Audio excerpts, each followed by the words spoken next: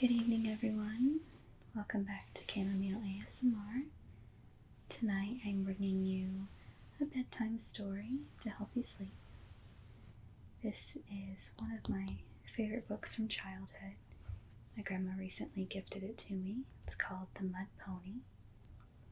It is a Native American fairy tale.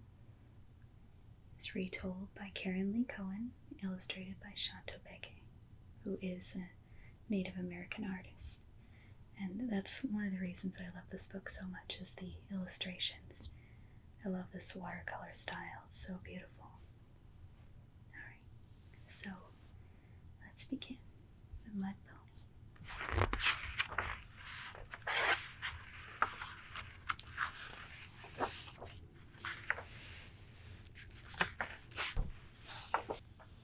Page 1.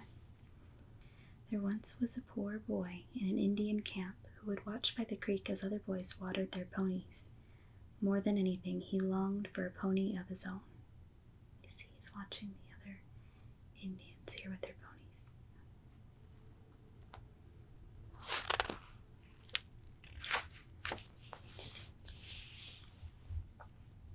Page 2. So at last the boy crossed the creek, dug the wet earth, and shaped a pony out of mud.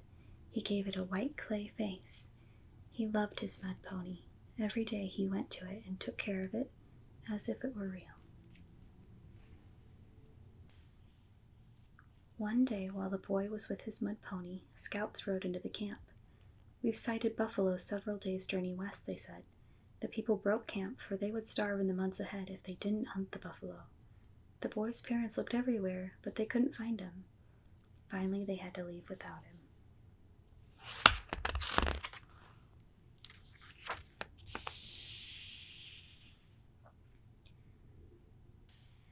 When the boy got back to camp, he saw that everyone was gone.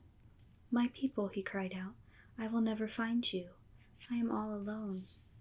He wandered, heartsick and hungry, around the empty camp, picking up scraps of dried meat and a tattered old blanket someone had thrown away. He ate, then huddled up in the blanket and cried himself to sleep.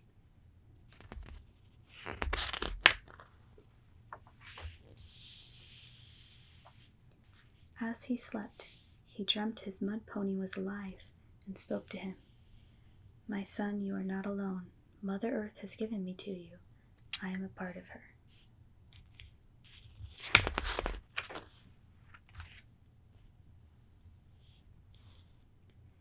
When the boy woke at daybreak in the empty camp, he cried for his people. Then he went to his mud pony and could hardly believe his eyes. The white-faced pony was alive, tossing her mane and pawing the ground. She spoke like the pony in his dream. "My son, you are not alone. Mother Earth has given me to you. I am part of her. You must do as I say, and someday you will be a chief among your people. They are far away. Get on my back and I will take you to them. But do not try and guide me, for I know where to go."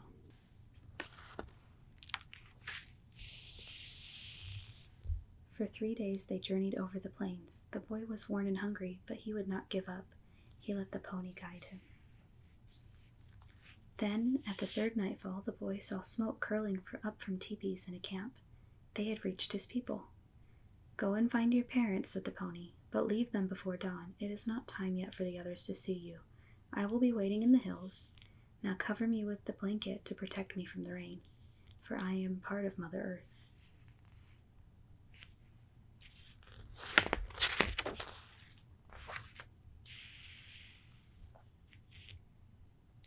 The boy went into the camp. He wandered among the teepees until he found the smallest one. He went in and threw dried grass into the fire, so a blaze went up. In the fire's light, he saw his mother and woke her. "Here I am," he said. She touched him, and tears came into her eyes.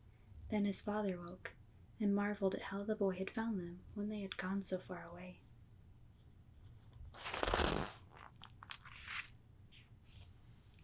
Before dawn, the boy told his parents, "I must go now, on my own." He left them, but from the hills he turned and watched as the people broke camp to continue on their way to the buffalo. At last they disappeared.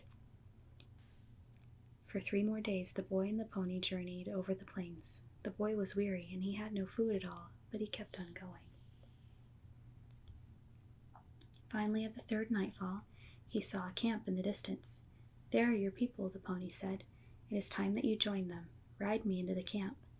The boy did, and all the people came out of their teepees, astonished to see him.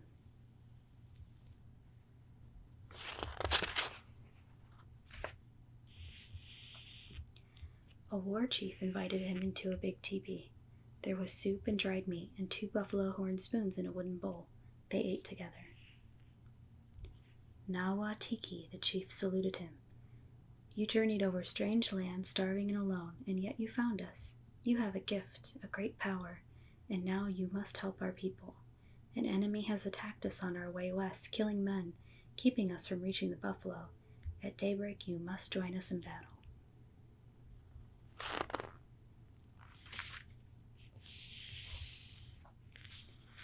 When the boy left the big teepee, he trembled, but the pony spoke to him. "My son, do not be afraid, for I am part of Mother Earth, and the enemy's arrows can never pierce the earth. Put earth all over your body, and you will not be hurt."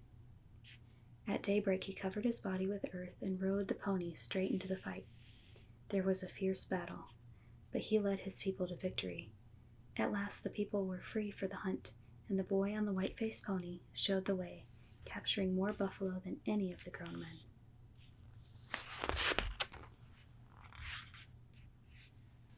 Years passed, and always the boy let his pony guide him.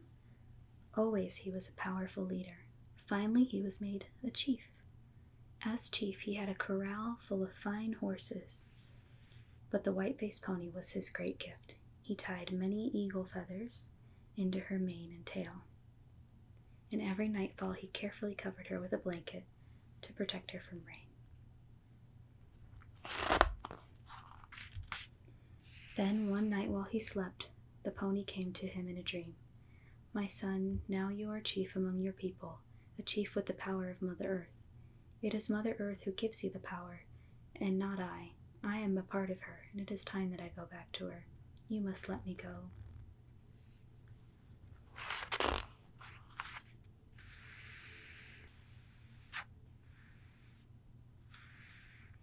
The chief got up in the dark and went to his pony. She pawed the ground and tossed her mane in the wind. "Take my blanket," she said. He did, and then he went to his teepee.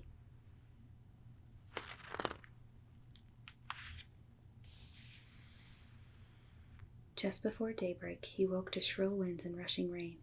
He ran to his corral and looked everywhere for his white-faced pony. He couldn't find her. Then, as the morning light broke over the wet earth, the chief saw a patch of white clay, and through the wind he heard a voice.